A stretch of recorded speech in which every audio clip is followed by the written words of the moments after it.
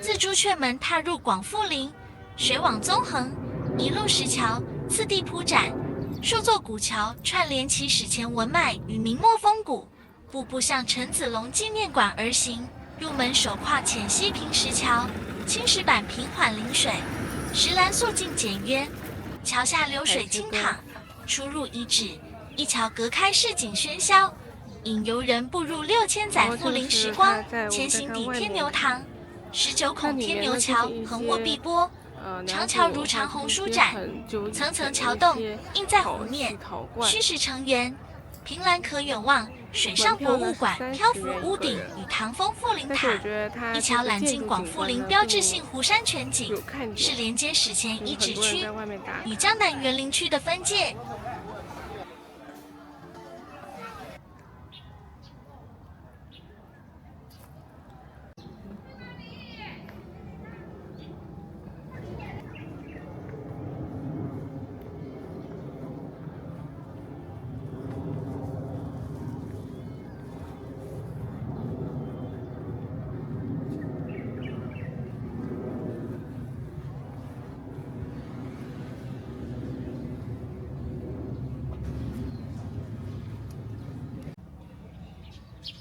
明末著名文学家、抗清名士陈子龙于万历36年（公元1608年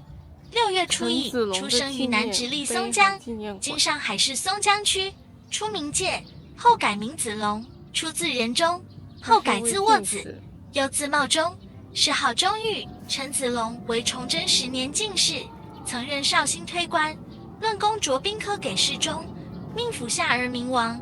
继而任南明弘光朝廷兵科给事中，亲兵陷南京。他和太湖民众武装组织联络，开展抗清活动，失败后被捕。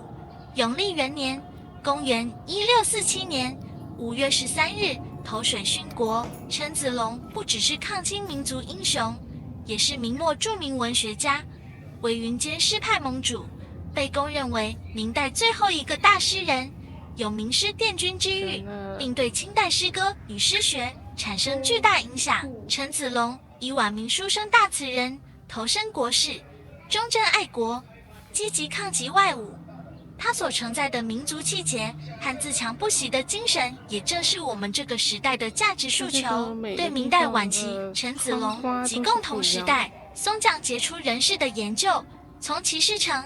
交友、事迹、诗词的研究成果落实到纪念馆的布置、史料的收集、梳理、文献的编辑，以清正雅汉的审美布置格局。陈子龙纪念馆的布展作为研究性布展和展现厅堂文化典范之作。陈子龙纪念馆匾额楹联选择陈子龙之后300年间历史文化名人，书法大家对江南式文化和民族精神褒扬的文字及书法内容，注重史料价值、文献价值、书法艺术的价值和传统匾额制作艺术，是厅堂文化综合元素的集中体现。其中，一进布置主要表现陈子龙的民族气节，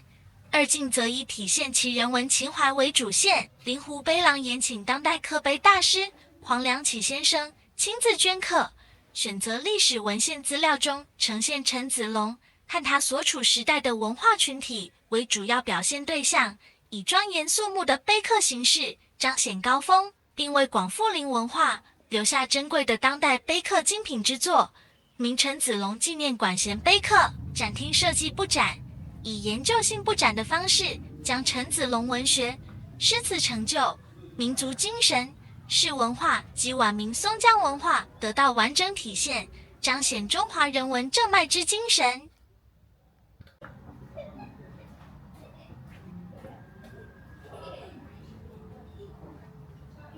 晚明的松江是江南经济、政治和文化的重镇，有富甲天下之誉。陈子龙诗词成就、经世思想对当代时代产生了巨大影响，尤其是明亡后坚持抗争、坚贞不屈、以身殉国的民族气节，让后世敬仰。本馆延请当代碑刻大师黄良启先生亲自为陈子龙纪念馆镌刻这套明陈子龙纪念馆朱贤碑刻，所选人物均是晚明时代与陈子龙交往甚密的人士，他们有着和陈子龙共同的情怀和节操，也是对当时时代有着重大影响的著名人士。甄选课程石碑存于松江广富林陈子龙纪念馆回廊，成为当世文物，弥足珍贵。云空卷残红，无情春色去已几时逢？添我千行清泪眼，留不住苦匆匆。他其实还是蛮悲情的，因为可能是因为打仗，然后就是要抗金，所以他写的一些你看都是一些描述当时的一个情景。小车斑斑黄尘晚，夫为推妇为挽，就是描写当时那个状态。然后他最后还有叩门无人事无逢，已经是空巷了，也就是说整个这个街道上是没有人的，已经没有当时的热闹场景了。这边的工作人员告诉我们，这个是腊梅树结的果子。我第一次看到腊梅结的果子，它是这样子的。这条长廊又称临湖碑廊，沿附临湖岸蜿蜒环绕陈子龙纪念馆，是江南典型临水曲廊形制。长廊绵长曲折，依湖水走势微微弯折，一端衔接纪念馆主庭院，一端延伸至湖面观景拐角，全长数十米，一面白墙，一面临湖，半通透开放式布局，是馆区最核心的景观动线。黑瓦楔山顶配飞檐翘角，朱红木质立柱，镂空美人靠栏杆，廊侧墙面开设冰裂纹花窗，光影透过窗格落在地面，一步一景，木作全为传统榫卯工艺，色调温润古朴，搭配白墙黛瓦，复刻明代松江园林风貌。凭栏可俯瞰富林湖整片水域，隔水对望广富林标志性水下博物馆三角屋顶，远观唐风富林塔，廊边植松、枫、翠竹，四季草木衬着湖水，晴时有天光倒影，阴时烟雨藏进江南雅致。廊下开阔通风，既可驻足细读碑刻文字，也可凭栏休憩。建筑把湖光、碑史、园林融为一体，行走其间，如同穿行在陈子龙的诗文与人生岁月之间。然后踏春啊什么的都超级好。主体是三组巨大三角坡屋顶，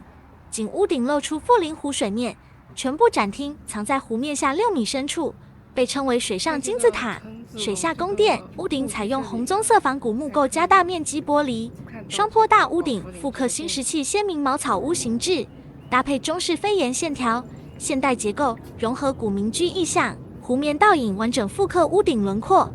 远看像沉入水底的古村落，只露出屋脊，氛围感极强。旁侧搭配圆形穹顶配套建筑，形似鲜明圆屋、古陶盖。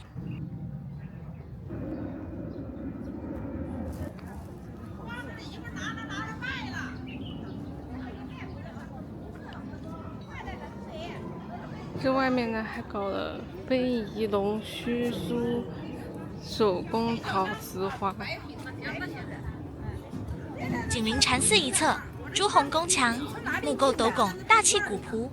古称三官堂，始建于元代，是广富林最早的民间祭祀场所。功名取自天、地、水三官，供奉尧舜禹上古圣王。天官赐福，地官赦罪，水官解厄。千百年来，百姓来此祈风调雨顺，阖家平安。三进殿宇沿中轴线铺开，灵官殿警醒世人。元成殿安奉60甲子，三官宝殿为全官核心，另设文昌、月老、财神诸殿，兼顾世人学业、姻缘、财运期许。庭院古松银杏环绕，青石板庭间香炉静立，岩林轻摇，道法自然的静谧烟火扑面而来。临水跨之野石桥而入，朱墙黑瓦，飞檐舒展，是复刻晚唐形制的清净禅林，为纪念行医济世的知也禅师复建而成。相传古僧以知也应达相邻，常年施药救人，后人建寺铭记慈悲善举。寺院3进院落错落，钟楼鼓楼分立两侧，撞钟之声漫过湖面，悠远沉静，寺中独有的五方文书殿为上海少有，供奉五方文书，是学子祈愿开智的道场。回廊红墙映树影，庭院锦鲤戏水，檐角铜铃随风轻响，檀香淡淡，褪去俗世浮躁。闲暇可坐常宿斋，于烟火清淡间体悟禅心。一砖一瓦皆藏慈悲与般若智慧。 Strolling along the lakeside of Guangfulin and crossing numerous stone bridges, we step into Chen Zilong Memorial Hall, reading the poems and loyal integrity of the great Yunjian literati among steles. Moving to the adjacent Sanyuan Taoist Temple, we quietly comprehend the folk Taoist culture enshrined the three gods of heaven, earth, and water. Then we walk along the waterside path to Zhiye Temple, embracing the peaceful compassion of Zen amid the temple bells. One spot preserves the noble spirit of literati, one holds people's sincere prayers in Taoist tradition, and the other shelters tranquil Buddhist Zen. Lakes and ancient buildings set off each other, blending Confucian literary heritage, Taoism and Buddhism. The profound history of Songjiang spanning 6,000 years unfolds before our eyes. As time goes by, this ancient land forever keeps the tenderness and fortitude unique to the Jiangnan region.